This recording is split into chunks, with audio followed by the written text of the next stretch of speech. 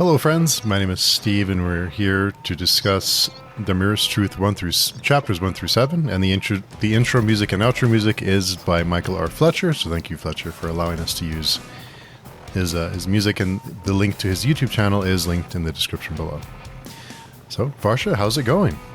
It's going great. The book was off to a very fun start. We had a lot of questions raised apart from the ones we were already discussing, so that was fun to think about, and I figure it'll be fun to discuss today. Yeah, there's some things that I've read that I think are meant to be mysterious, that are meant to kind of, we already had questions about this world and how things work, but I think it almost added to those questions in a way, because there's things that are mysterious. Right, like even the characters don't quite fully understand how some of the stuff works. Like the whole thing where they wonder if they kill Bedecked, will they now gain control over Morgan? Because Bedecked had control over Morgan during his previous death. So, but then, I think we kind of sort of have an answer to that, because Koenig, the failure, thinks that if he gets all the people of the Jaberine religion to believe that, then it will happen. So I guess the answer to most of our questions is, if enough people or a powerful enough deluded person believes something, then that is what will happen, or that can happen, right? Yeah, I think so. It seems like anything is possible if you have the right combination of things happen, like if enough people believe it. Yeah. And I think they even mentioned the cat. The cat? Oh. There's just a quick mention that there's I think when they go to one of the cities, they said that there's a cat that ascended. Just a little, just like dropped in there, just as I remember that reference. I had just seen, I had just been looking at the list of memes on the page chewing page before that, and one of them was a cat statue talking about being worshipped, and that's what I was thinking of. I thought it was some like Egyptian god reference. I'd forgotten about the cat that Morgan had brought back. Still dragging himself around. Yeah. Oh man, that's so cool. So one thing I noticed, their rival religion, whom they're trying to defeat, the name here in the end, I was looking at the glossary here. Here we go. This glossary, Van Warstellung, I'm pretty sure I'm severely mispronouncing that, but it says it's the largest and most powerful religion. They believe the gods are crazy enough, in fact, that through sheer divine belief, they created the universe and everything within it.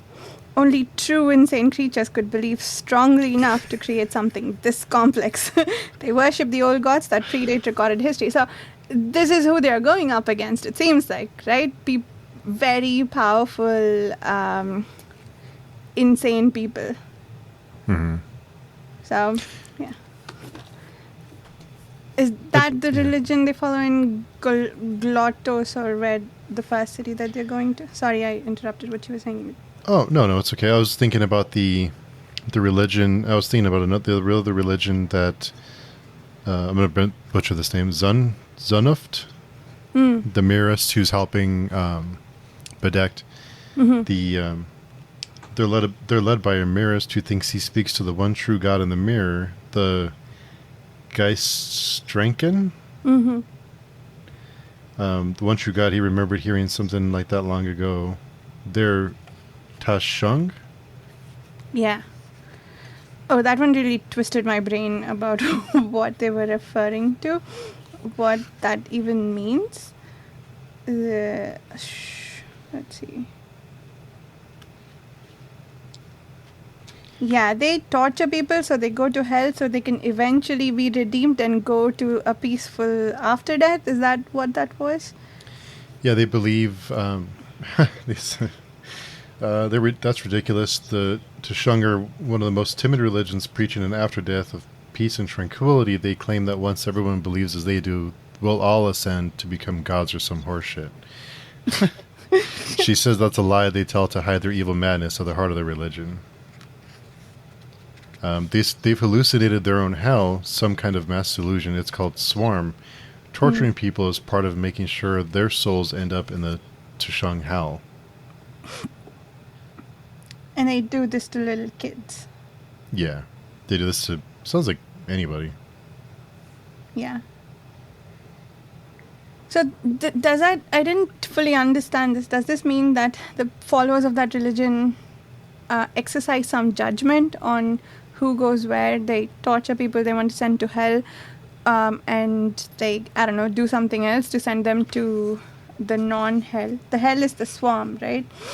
And yeah. I think that's what they I think that's what they believe. I'm not sure that. So I guess they can manifest it because they've created it. Yeah. I don't know if people believe it. So is that a stepping stone to their final after death, or is that like a peaceful place and an alternative? I don't know. It just sounds like they kind of pick and choose who goes there. But I guess they're disguised as peaceful, but they're really not. They're really like evil. Yeah. And I think that's the religion that the mirrorist is saying that will kill the family, and that's who. As a test, they want Bedekt to save, and Bedekt isn't too excited about that at first, but I don't think he has a choice at this point. Yeah. Based on what happened with Morgan and with Koenig, it's kind of terrifying that he's following a mirrorist who's not even following what her own reflections are telling her. It seems like some abstract she is leading her on, and it seems she is also like manipulating Bedekt to a certain extent, right? Like she's refusing to do any work when they set up camp. Oh yeah. Yeah, you do the hunting and the cooking, and you set up the camp. Yeah. My delicate fingers will get on. I have a theory that she's one of Morgan's reflections in disguise because of how she's behaving. I mean, it's really far-fetched, but based on how she's behaving, how delicate and dainty she's behaving, okay. I wonder if, that would be cool if that's where it went.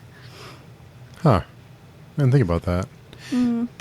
So speaking of Morgan and his what did you think about his reflection? Because he has a reflection now, which was I didn't expect that.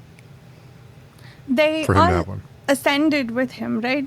I expected he'd have multiple reflection rivals to contend with. He's destroyed. The rival has apparently made Morgan's task easier and given him just one opponent. Yeah, I mean, it made sense that the reflection is sort of the opposite of Morgan, or maybe, what I guess each mirrorist has. I think one thing that was made clear to us, maybe it was obvious in the first book that I did not fully get, is that each mirrorist can have different delusions about what they see in the mirror. So Morgan's delusion is basically a manifestation of his fears, apparently. So yeah, that was pretty interesting that he's obsessed to the point where, things that he can potentially control to a certain extent, even those he's choosing to hurt himself with the dirt and lack of cleanliness. Yeah. What did you think of Bedekt's list? It felt new to me, but apparently it was mentioned in the first book. I think it was mentioned briefly in the first book about kind of like there are rules he like a code he follows, but it didn't. I don't think we got too many details on it, but I think it's more of an emphasis now that he like what he's willing and not willing to do. I think he mentions it when Morgan asks him to kill him. I think that was it's against my code or something like that. So yeah, it's not. I don't remember it being like a point of emphasis, but it seems like it is now. Yeah, I guess it makes sense that it wasn't a point of emphasis because he wasn't doing anything to go against it until the very end when he had to kill Morgan. But then using children should have made him stop, right? He didn't think about that too much before kidnapping Morgan. So killing and using children were both on the list, but kidnapping Morgan and trying to make money off of him should count very much as using children, no? Yeah, I think they even said that, right? I think that was the response when he said, "I don't kill children." Or, it was like, were you allowing a child to be, knowingly allowing a child to be hurt is killing. You're not, by your inaction, you're allowing a child to be killed, so it should be against your code. So they kind of use that. Oh, I meant in the first book when he decides to kidnap Morgan in the first place. Oh, yeah. Yeah, that's okay. That's using children. Wasn't he then putting great use or attempting to put great use from Morgan? Yeah, that seems to not be on the list, but killing kids is on the list, which kidnapping and ransoming a kid is fine. It's just, Yeah. Yeah. I guess she's manipulating him about if you, through inaction, you're going to... I feel like Bedect's moral code isn't that strong, but he's still reading from having killed Morgan, so it makes sense, I suppose, that he'd chase that, especially if he thinks that's the only way she'll help him.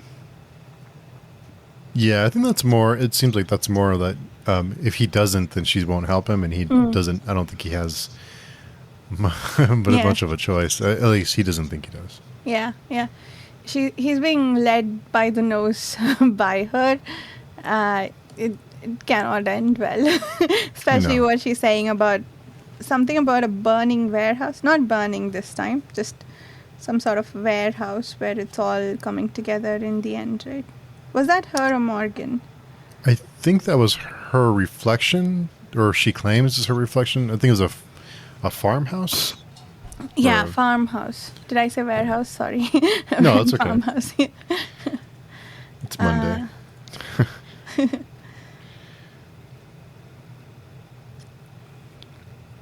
But yeah, I think he just feels like he has to do it. It's kind of like reluctantly he's going to do it because he needs the help.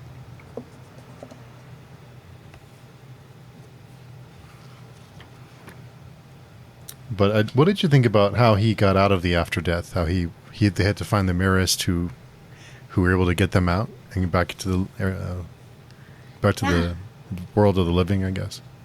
I thought that was really cool.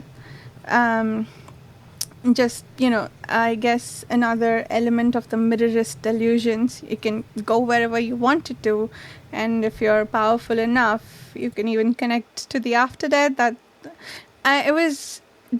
Was the person in the after death the mirrorist, and was it mirrorist who was in the after death who was connecting to life, or vice versa, do you think? I think you mean was the same Marist the one who is helping them now, is the one that got them out?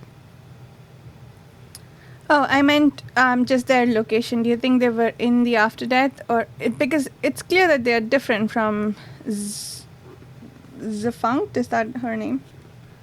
Yeah, I'm not sure how to pronounce it. Zefunct. Anyway, it's not her, right? She's not the one who can connect after death to life. It's someone else. She found Bedect and brought him to that mirrorist, it seems like. And then as a delusion, that's really cool. But also, what was the level of control he had if he was coming out somewhere where there were already people waiting for him? He had a brief thought about whether or not it's Morgan that had them laying in wait for him. But it seems like Morgan was only just finding out later on. So who else? I feel like there's some higher or like a different higher level controller who's manipulating all of this to make events happen. Like even Zefunct's reflection, for instance, or the level of detail that each reflection can see. It all feels like someone else is calling the shots. Because if you are strong enough to believe these things, then you can make them happen. Right? But there seems to be like limits and rules to what can happen, which are being imposed by someone else. Is it the old gods? Is it? Yeah. Oh, interesting. Yeah, I'm not sure. I want to know that you mentioned that. is this the whole after death system? Was it implemented by the old gods before they left, or was it just something that everyone believes and that's what happens? Or do they create it and then everyone believes it, so it just remains the same? That's interesting. I wonder if, that's a great question. Like, is it even just the notion of an after death, right? Because different people, we found 3 different versions of the Warrior's Credo just in like the epigraphs in these chapters. Plus, there is a religion that simply doesn't follow that at all. However, we also saw that the people that Stellan killed went to the afterdeath, but they weren't bound to her. So it seems like people go here, but what happens to them there is controlled by what they believe. Because like the people that Stellan killed in that tavern in Stelbatas, the city with the name starting with S, they were not bound to her, right? Because they didn't follow or believe in the Warrior's Credo. That's what she concludes. So in some senses, it feels like this is the place that everybody goes to when they die. And then like whether or not you're bound to someone depends on how you die. But on the other hand, there seem to be notions of other after deaths, like the swarm that this other religion created. So it feels like so far it's just a manifestation of beliefs, but also there's reason to believe it might be a more abstract thing than that. Yeah, because when Stellan walks in the bar, like no one recognizes her as the person who killed her, who she killed. But I was curious about that because she did mention that there were people in the bar who weren't in her. So they weren't serving her, and they should have been. They should have recognized her and been serving her, but they're not. So I wonder, was that Morgan that changed? Because I think she had concluded there that it's because they don't follow the Warrior's Credo. That's what I thought. Yeah. Okay. No, I was curious about that because I didn't quite follow but because she killed everyone, but they don't serve her. So yeah. So I think, maybe it is just a manifestation of what people believe. Yeah. Yeah. But that Marist, I think his name is Rooker. I'm probably butchering all these names. I'm sure I am. He's the one Marist whose mirror joined the world of the living to the after death. I convinced him to send us back. You threatened to kill him. That's what I said. So I think he must be very popular in the after death if he's able to do that. Yeah. Is that a thing that people can do? And who creates the rules around what can happen in that case, right? And one of the characters, I think it was Stellan, because she's bound to... I think it followed from this interaction with the people here in this after death, in that bar, that if she can believe strongly enough that she's not bound to Bedecked, then maybe she can cut her bounds, right? So even in the after death, their delusions still work, their beliefs can still manipulate the after death, apparently. So, yeah. There was... I had one thought about that. There was another thing that was mentioned, I thought, slightly differently in the first book. The notion that if a deluded person, if an insane person gets powerful enough, they will snap and go completely insane, right? They're calling that the pinnacle here. I don't think it was referred to by that name in the previous book. But it seems like you can reach your pinnacle even in the after death, so you can go more fully insane even in the after death, right? Did I read that incorrectly, or am I misremembering that?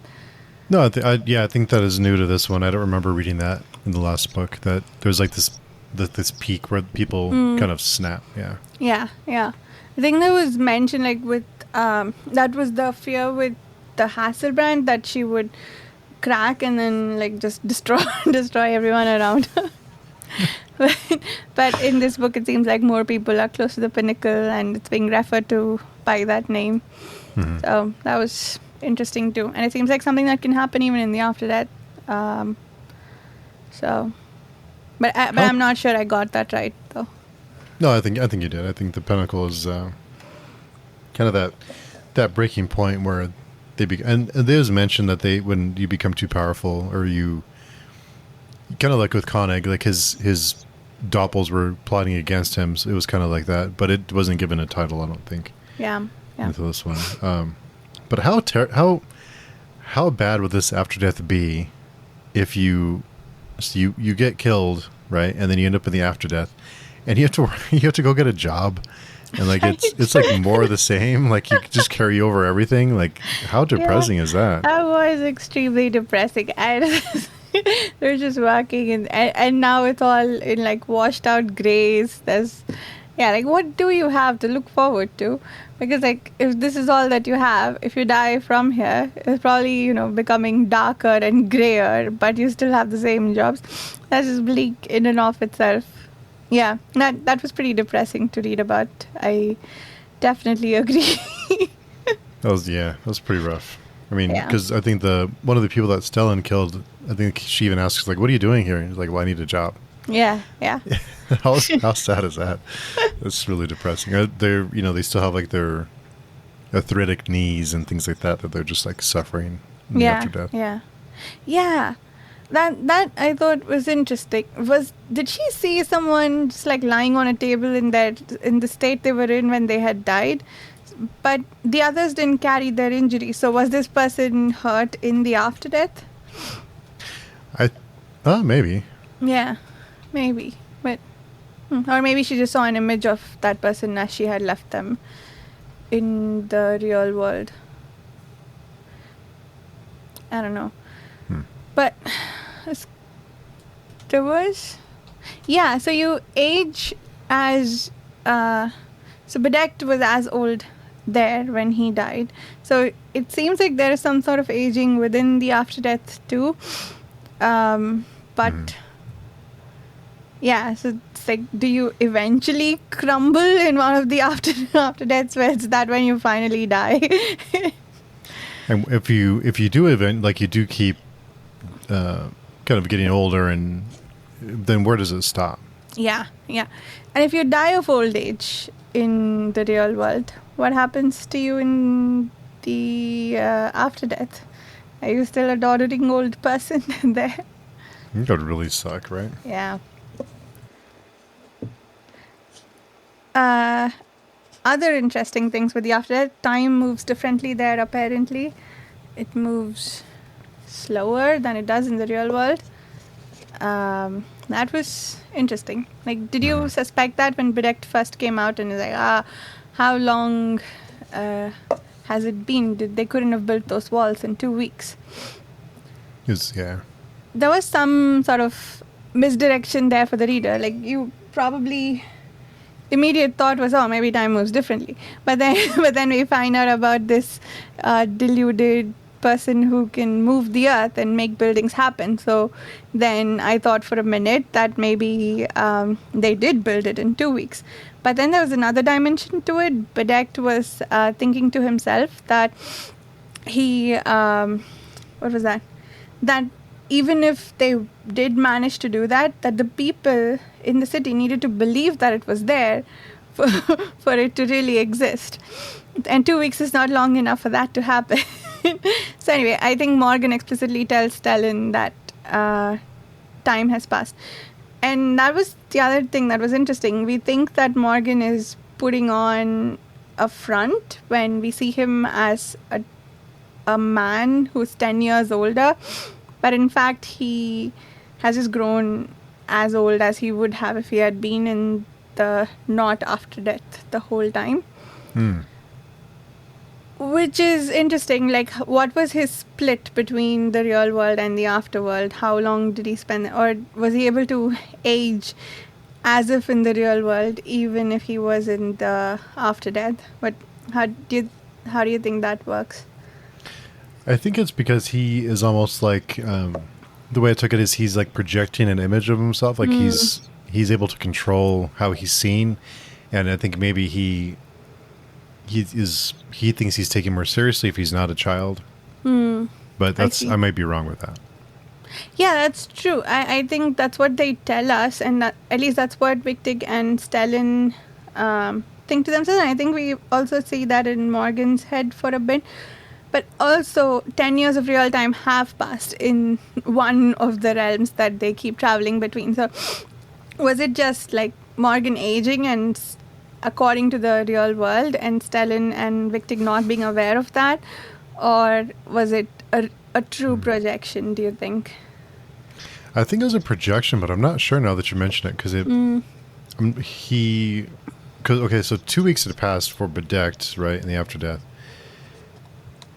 And it seems like a lot longer has passed in the world of the living. And I start to wonder, is the world that we start in already in after death? But I don't know. Yeah, I think we talked about that last time.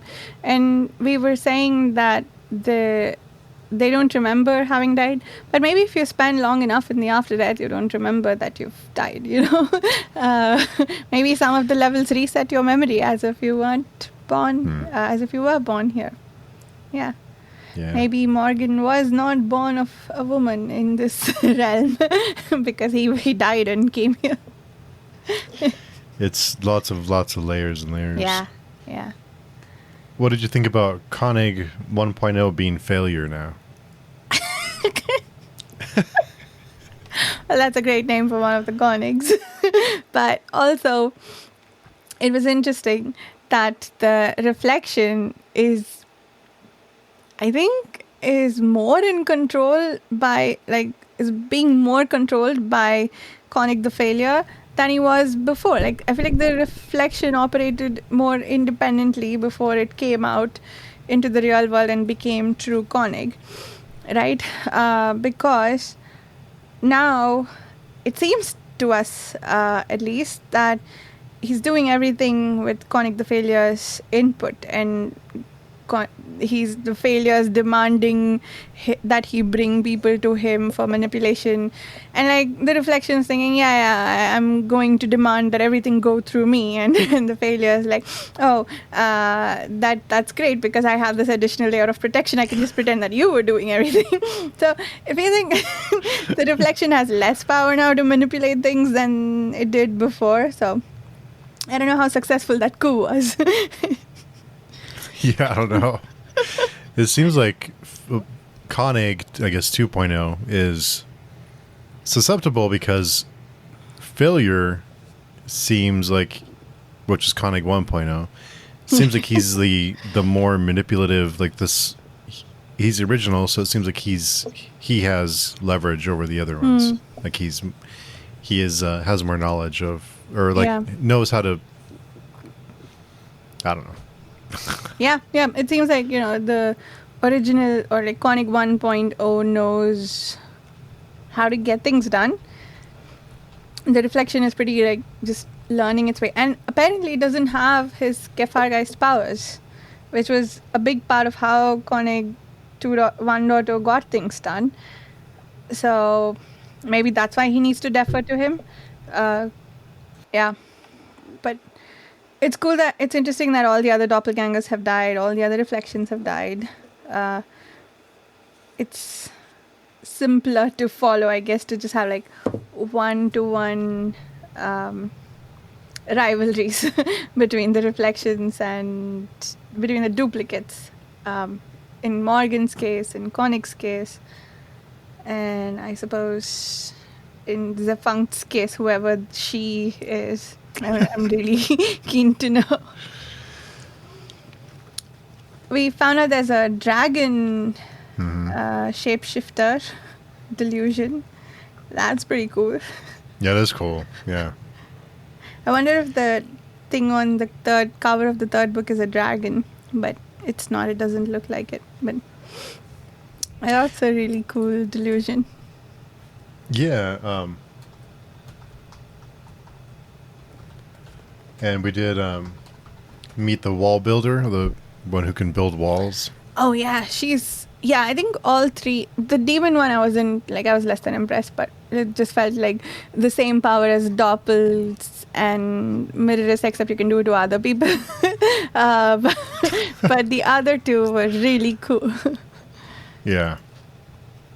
I was trying to find the cover to see if I don't think it's a... Oh, it looks like a big monster of some kind. So it's hard to tell. I'm curious to see how we get to that point. Yeah. Yeah, and I'm kind of guessing it's Morgan on the cover. Oh. First, What do you mean? With the sword? Yeah, with the blonde hair. He's the only one who's described as having blonde hair, right? I don't know if any others. Like, what's Victig's hair color? He's the only other swordsman. I think he may be blonde, maybe? Okay, could be him I too. don't remember, though. I should know that. I just read the the chapters. Yeah, I mean, I don't remember, honestly. It didn't stick. But, Bedeck didn't get an axe yet, right? He bought some weird crossbow thing. But not a cross, but just a regular bow that broke where we left off. What did you think about that one? The bow? Yeah, when he on the end of chapter 7, when he's walking back and he steps on the bow and breaks it. I thought that was hilarious because he was predicting that, something bad will happen with the bow and it won't even help him kill anything. But he stepped on the bow. That means he killed something. Wait. On the way back to camp, he tripped and fell on the bow, snapping it. Does that mean he killed the thing that he killed without the bow? And the bow was just lying there in camp that he tripped over it? Or did he have it in his hand and then tripped over it? I was wondering that. I didn't know if he had killed something and then on his way back he had stepped on it, or if it was like laying on the ground and he stepped on and broke it. But lots of humor. I think there was still humor in the first book, but it seems like it's more now in this one. Yeah. Especially Wigtig's point of view. I highlighted a lot of jokes. But he also asked some very interesting questions about the world when, I think, where was it? Was it the second or third chapter when Wigtig is waiting for Bedecked? When he thinks that he can write poetry and... Oh, yeah.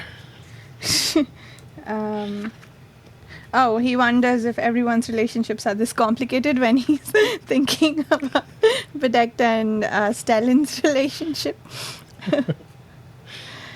Do you remember what Bedeck says about the past? Was that something that we were told when we were reading the first book? Because Wigtig's guesses are all terrible. Sorry. Yeah, that's right.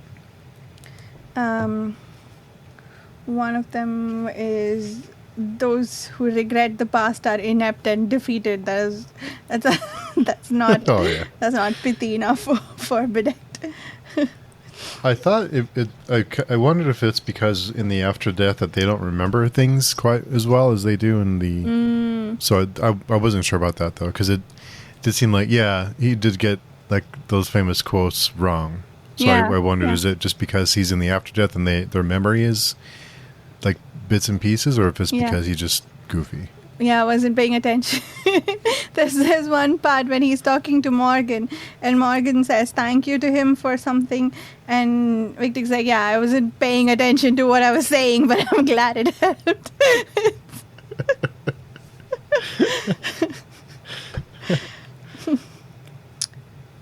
Yeah, and he feels abandoned. We find out that, I think, this was clear to us in the first book too, towards the end, but it's more clear now that both Stellan and Wigtig cared for Bedecked in some way, and he doesn't. They were just like random companions for him. Mm-hmm. Stellan found love. What do you think of that? So even Stellan asks if, I think it was at I'll probably mispronounce her name too, but her, because she was serving Stellan in the afterdeath, and I wonder if she'll stick around now that she doesn't have to serve her anymore. So I don't think that'll last too much longer, sadly. Oh no, you think she was making it up? Yeah, that I was kind of hoping that it wouldn't be that way. I was hoping for a different, because it's sort of like a nice shiny thread in all of this. Like everything is doom and gloom and bleak, and like it's not worth showing any affection. Like all the characters that we are following in this world feels like everyone's manipulating everyone else. All the relationships are extremely complicated. But this one, I would like for it to, because Stellan needs proof that she's not being, this is not just a result of the fact that she needs to serve Stellan, the swordswoman. But I'm keen to find out how that goes. I'm hoping you are wrong, but you've already read the books. Yeah, the way that they describe Stellan was her breath can kill a horse or something like that. That's funny. Oh, I absolutely lost it when Stellan stole the 3 wooden things from Morgan's pocket.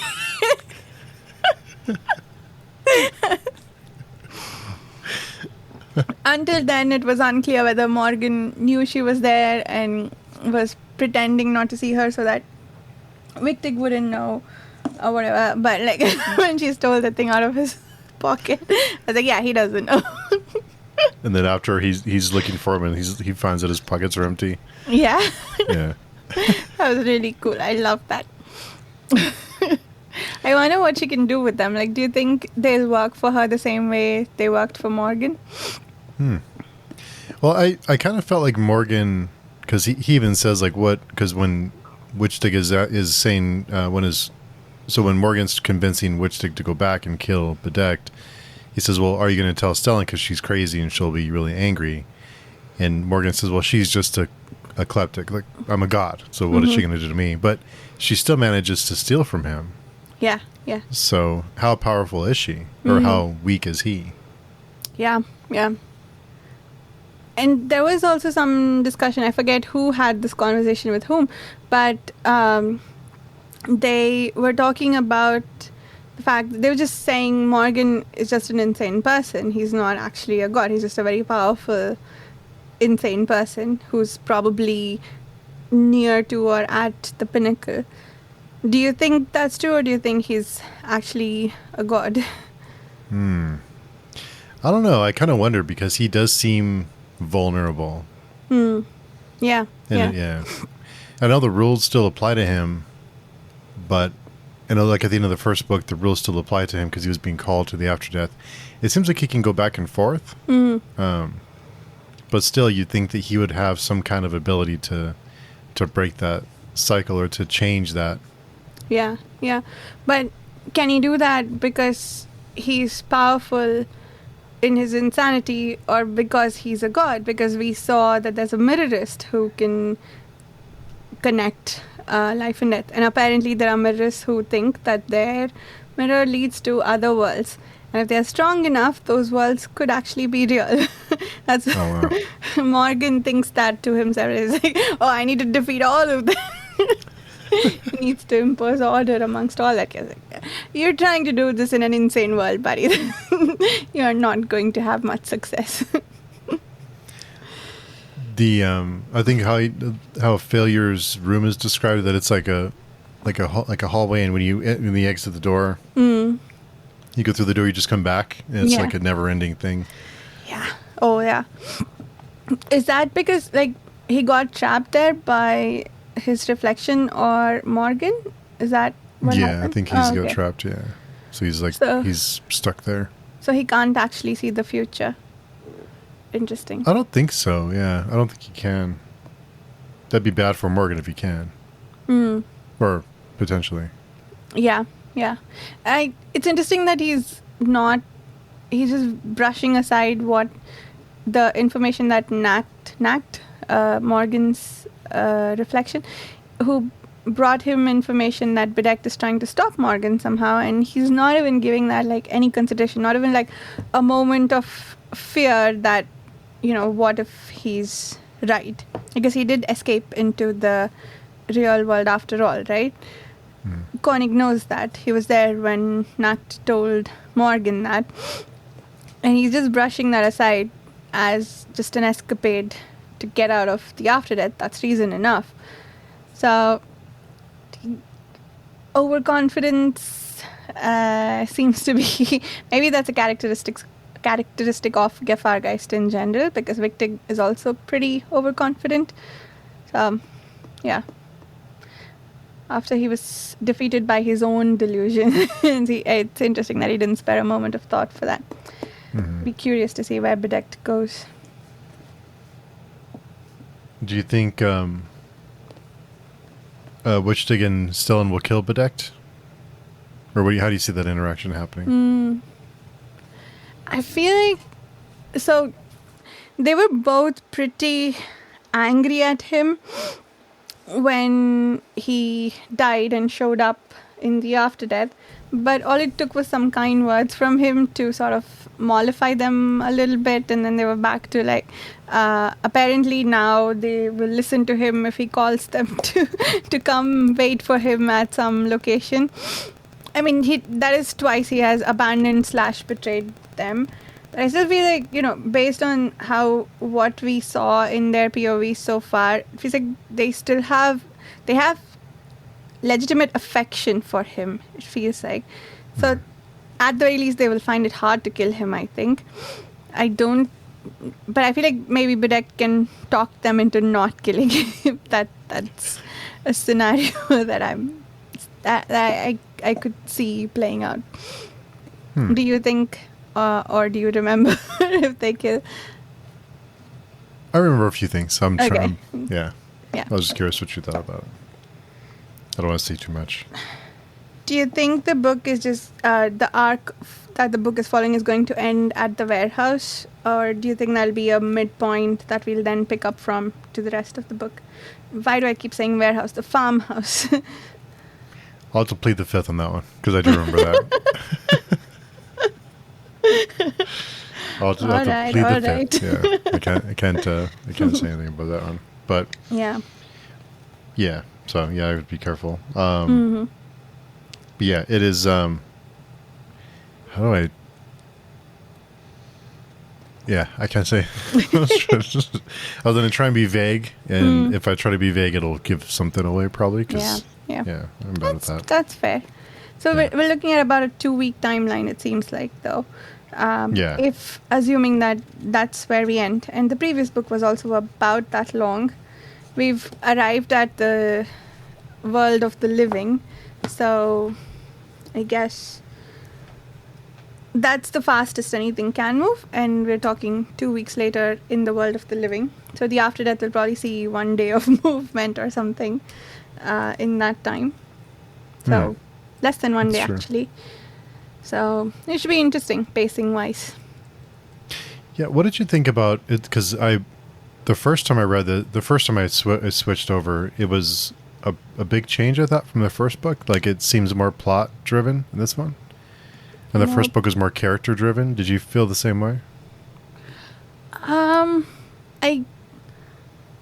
want to say yes, because the first book, we didn't quite know where we were going, because they kidnap Morgan, but then what? That's at best a midpoint in the story, right? That can't be where it ends.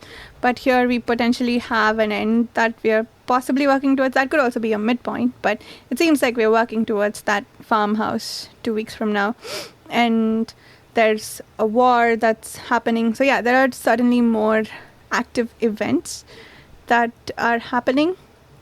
So I guess, and also I guess the characters are established. We aren't like creating more characters except for Zafunkt. So I guess we're not spending as much time building up the characters, just making things move. So yeah, I can see why that would be true. That makes sense. Yeah, it's and Morgan is amassing an army, and sounds like he's ready to make some moves. Yeah.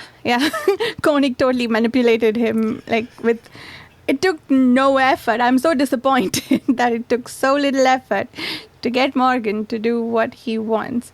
And I'm not sure if we're getting only partial view of Morgan's thoughts, but it doesn't feel like he's caught on. No, he hasn't caught on to the fact that Koenig manipulated him to do this by making him think that he wants to do the opposite. It was as easy as that. Yeah, it's kind of bad. Yeah. I guess in some ways he's still a child. He did have 10 years of potential mental and emotional growth though, so I don't know. Maybe it is true that it's just a projection and he's still a child who's just 2 weeks older than we last saw him. Yeah, I think he's, and plus Koenig, or 1.0, Koenig 1.0, failure, as he's known now. I think he taught Morgan everything he knows, so I think he has an inside track on how to manipulate him if he wants to. And I think Morgan is naive enough to still trust him a little bit, even though he knows he shouldn't. He looks to him for guidance, and so yeah, that's not a good combination though. Yeah, there was a scene that I thought was pretty powerful in which Morgan had to hide his expression from Koenig the failure because I don't know if he was telling him off or something. He didn't want to see, he didn't want him to see the hurt on his face because Koenig was telling him he was disappointed in him or something. And yeah, I thought that was really well done because, he's a god now. He should be free of shackles like that. But really, he's just a boy who wants affection. It's pretty sad. Yeah. It's pretty sad. Yeah. Kind of depressing. It is. I kind of have a feeling that Morgan will become something very different by the time this series is over. Yeah. And I don't know, I'm hoping there is some sort of message that's not, oh, everything sucks and everybody's terrible. We'll see. We'll see. Yeah. I mean, endings don't affect too much about how I feel about the book in retrospect. Unless they're really horrible and people are killed for no reason. But if that's the message, I'll be slightly disappointed. It is all. I'm kind of expecting for the series, for the trilogy, for it to be like a funny, still dark but funny ending. I don't know. Yeah. Funny, I'll do. Funny is good. Do you think, the one true God, that feels like an obvious reference to Christianity, but not really. Do you think some of these religions look familiar and are plays on real world religions?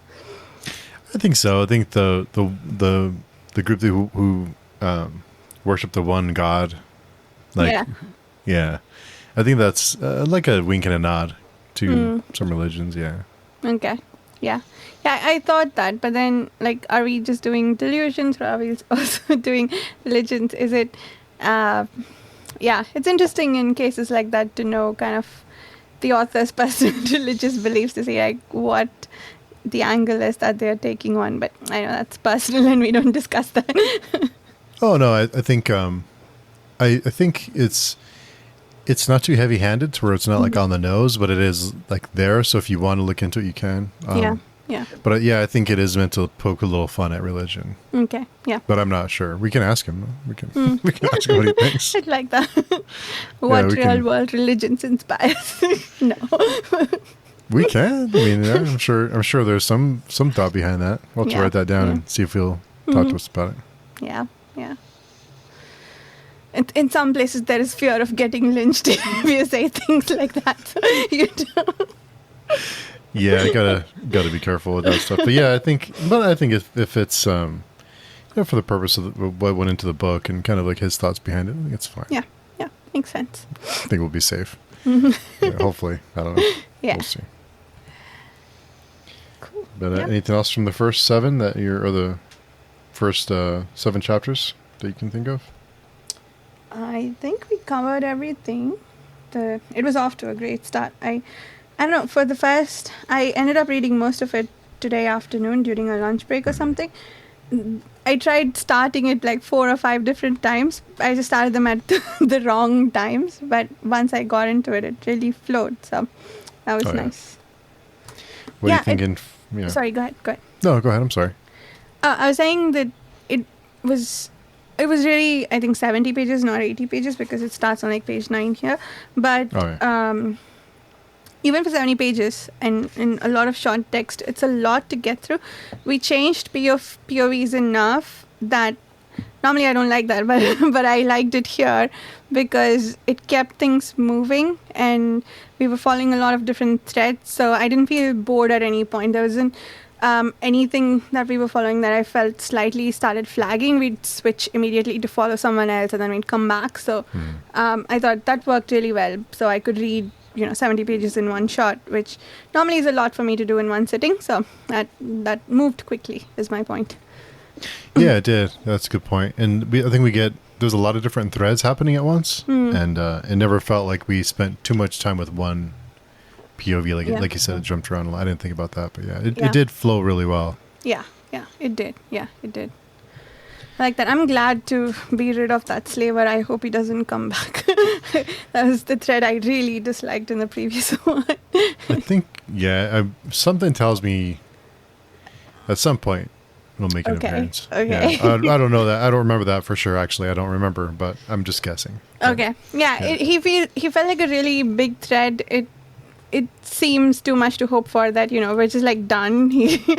But also I think what was introduced with his death was that there is another layer that we could get into and figure out, build some more world there. So I think, that might be the entry point we need to do that exploration. So maybe we'll get his POV again. Yeah. Maybe he's ruling the next after death, after death. The after death. Yeah. For next, so we're on chapter 8, which is page 86 for me. What were we thinking about for next week? I think chapter 20 puts us at... Oh, wait. Up to chapter 19 puts us at 164 pages, which would be... Or we could do 20... Up to 20, which puts us at 171 pages. I'm good either way. Yeah. Let's do... So up to 20, right? Okay. So we're going to do up through 19? Up through 19. Yeah, up to 164 pages. That sounds good. So that will leave us with 200 more pages. Nice.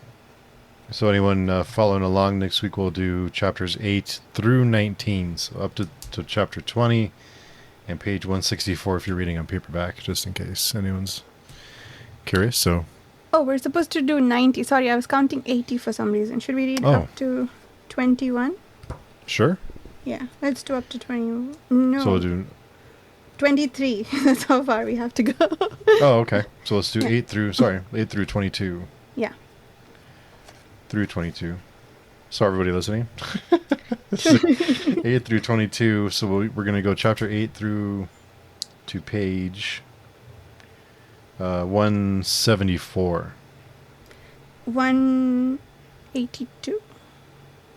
We'll go to the end of chapter 22, right? I'm sorry. Yeah, I'm sorry. So yeah, you're right. Yeah, 182. Sorry. Yeah. So up to page 182 if you're on paperback. Mm-hmm. Yeah.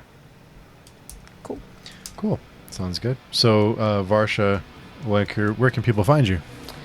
My YouTube channel, Reading by the Rainy Mountain. The About page has ways to reach out to me if you'd like to do that. And the Page Chewing Forum, I hang out there a lot. You can DM me or just, discuss some things with us. Yeah, lots of stuff. And if anyone is reading along and wants to join us in the podcast, let us know. And let us know in the forum. And you're welcome to join us and chat. I know I was trying to get Dan to join us. I think he said it's late for him on the East Coast. So he's going to try and join us, though. Yeah. I could maybe do a little bit earlier if he has a time that works better. I think for the next couple of weeks I could do 6 p.m. or even 5:30 p.m. I could make that work. Yeah, we'll talk to him. I think he's a little bit ahead of us, but we'll see. Okay. That's what he says. Cool. But cool. Awesome. So thank you, Varsha. So it's always fun. So we'll always look forward to these, and we'll read through a few more chapters next week. Sounds good.